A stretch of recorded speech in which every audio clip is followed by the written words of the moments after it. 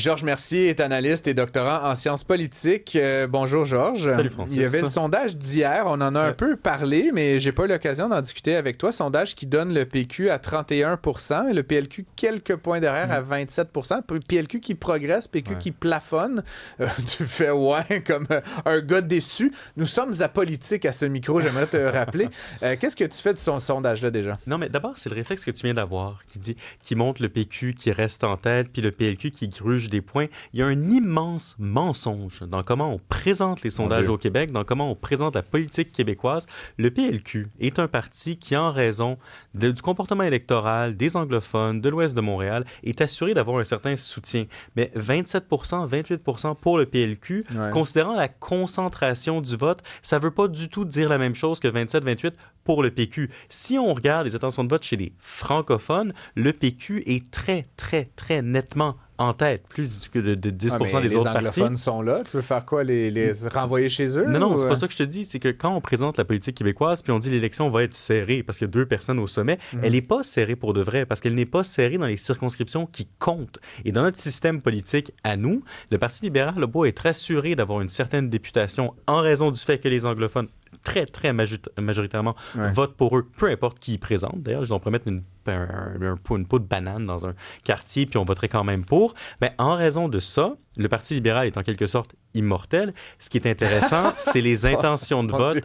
Vous l'aurez entendu au micro de Cube mais dans les faits, il l'est. Là, c'est constitutivement l'opposition officielle parce qu'il y a une base de survie qui ne change pas. Bon, voilà. Donc, c'est un parti qui est un peu immortel. Mais là où je voulais en venir, c'est que ce qu'il faut vraiment regarder, c'est les intentions de vote chez les francophones parce qu'ils sont beaucoup plus distribués dans l'ensemble du Québec. Et c'est là que ça joue pour qui va composer le gouvernement. Va-t-il être majoritaire, minoritaire? Et dans l'état actuel des choses, le PQ est tellement plus loin en avance que chez les francophones, qu'on aurait à peu près certainement un gouvernement minoritaire et fort probablement un gouvernement majoritaire si les choses se maintiennent.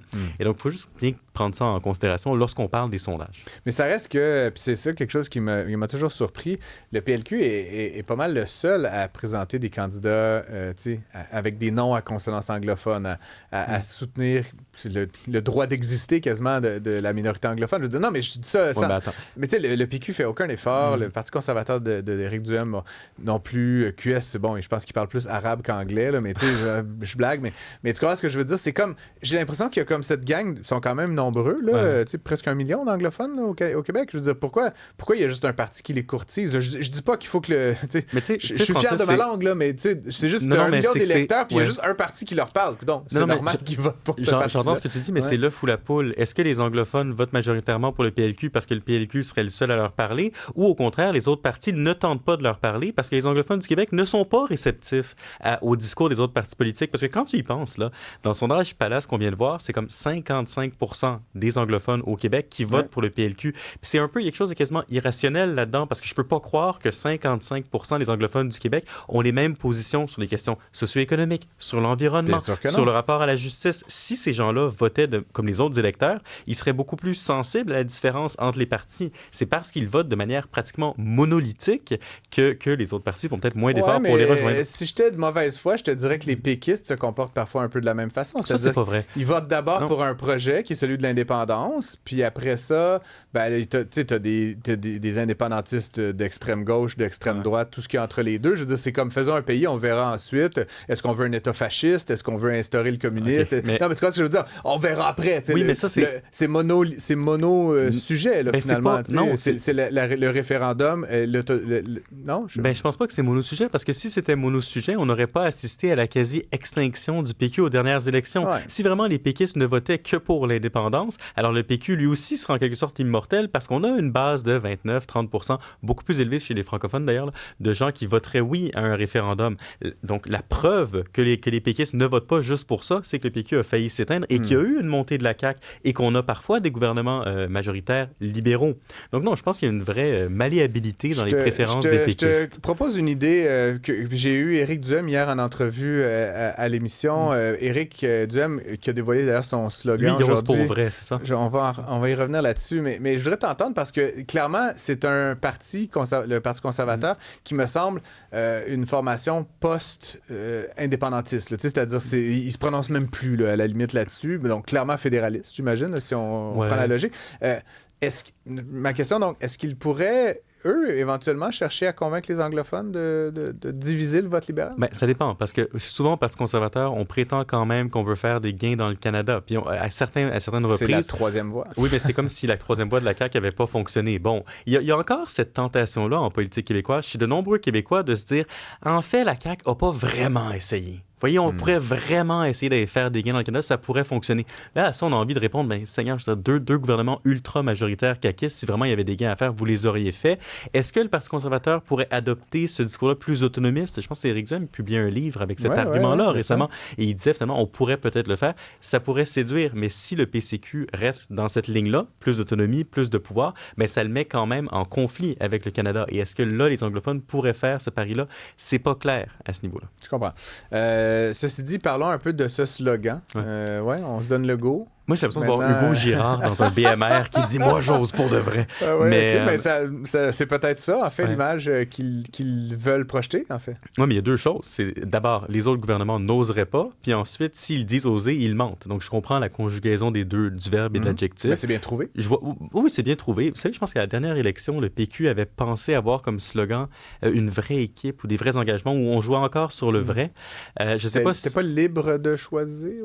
Mais le dernier du Parti conservateur, c'était Libre chez nous. Libre chez nous. Ah, c'est beau, Libre chez nous. Mais tu sais, on joue encore sur le maître chez nous qu'on avait eu avec Jean Lesage. Ceci dit, oser pour vrai, je voyais comme une autre... Parce que, bon, les gens en ont marre de la CAQ, ils veulent oser. Non? Ils veulent oser quelque chose d'autre. Là. C'est l'idée du changement, je pense, dans le oser. Et donc, pour vrai, c'est de dire si on se retranche vers les libéraux ou vers le PQ, qui sont des vieilles formations politiques, c'est pas pour vrai. On ose retour dans nos pantoufles. Encore une fois, je ne fais que paraphraser, mais oser pour vrai, là, c'est vraiment oser. C'est le PCQ, on leur donne une chance, advienne que pourra.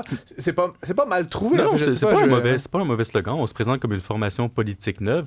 Puis c'est vrai qu'au lendemain de l'élection, c'est probable que la grande nouveauté en politique québécoise, ce serait la députation du Parti conservateur. Parce que là, effectivement, on aurait, s'ils parviennent à faire élire des députés, une nouvelle formation politique à l'Assemblée nationale. Bon, ils sont là de temps en temps quand il y a des défections, là, mais ils ne sont pas vraiment représentés. Ça, ce serait une vraie nouveauté. Maintenant, ils n'atteindront pas le pouvoir. Là.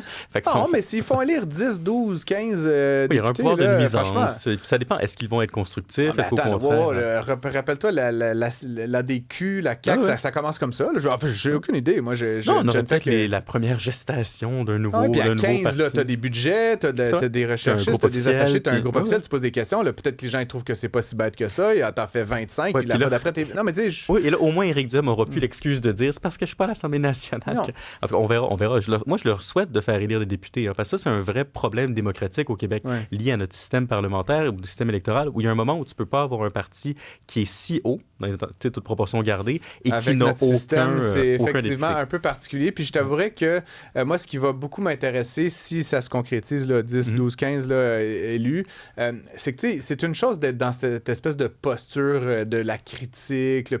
Puis c'est ce qui a un peu cassé Québec solidaire, soit dit en passant. C'est quand ça s'est mis à bien aller que ça s'est mis à mal aller. C'est-à-dire que le jour où tu arrives proche d'avoir à peu près quelque chose que tu es capable de faire, là, il faut que tu aies une vision cohérente de l'État, dire qu'est-ce que tu ferais avec les deniers publics, proposer quelque chose sur l'immigration, puis la souveraineté, puis tout ça, puis ils sont incapables de faire mais ça. Et donc ça s'est comme effondré sous son propre poids. Est-ce que demain, Éric Duhem, mon char, mon choix, là, non, mais c'est drôle quand t'es comme juste un gesticulateur des médias, mais quand t'es rendu à 15 élus, puis que t'as peut-être une aspiration, et là, faut que tu parles à plus de monde. Puis c'était une de mes critiques hier, quand il était avec nous, c'est que, là, il met tout sur le 418, là, c'est le troisième lien, c'est super. Je pense que c'est une bonne stratégie pour cette élection, mais si on se projette à plus long terme, il va falloir qu'il parle aux anglophones du West Island, puis aux gens de Gatineau, puis aux gens de Gaspé, puis ça prend d'autres idées, puis d'autres slogans qui sont peut-être un petit peu plus rassembleurs. Mais un vrai problème pour le Parti conservateur, c'est que c'est un parti plus libertarien que conservateur, qui place la liberté individuelle avant d'autres valeurs. Puis la vérité, c'est quand on sonde les Québécois là-dessus,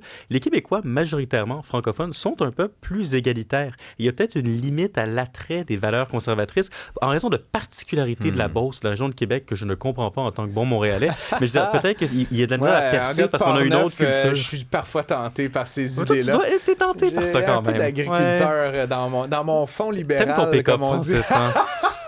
Mais pick-up électrique. Georges, merci beaucoup et on se retrouve demain.